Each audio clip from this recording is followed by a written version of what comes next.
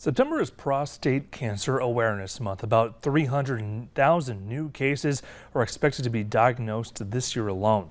A new campaign from the American Cancer Society is encouraging men to know your score. That is the score or number that comes with PSA testing. Stephanie Stahl has more.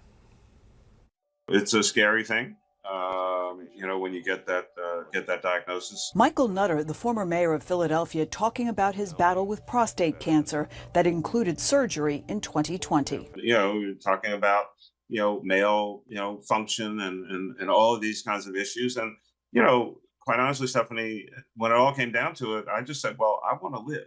In addition to teaching and consulting, Nutter is also working with the American Cancer Society to help raise awareness with a new campaign called Know Your Score. Not just what the Phillies or the Eagles or the Sixers or the Flyers are doing, but there's another score, which is your PSA, and you need to know that number. A PSA blood test is the recommended screening for prostate cancer, which when found early is highly treatable.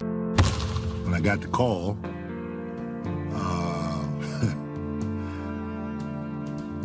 the doctor said stage 3 prostate cancer. Former NBA basketball star Alonzo Mourning is featured in the new PSA. This Prostate Cancer Awareness Month, know your score.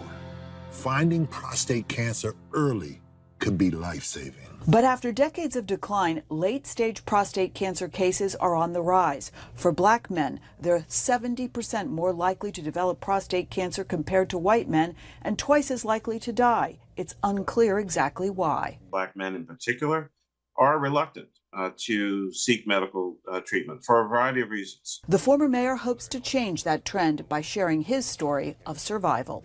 Stephanie Stahl, CBS News, Philadelphia. The American Cancer Society recommends men talk to a doctor about screenings. For most men, that should start at the age of 50 and earlier if they are at high risk.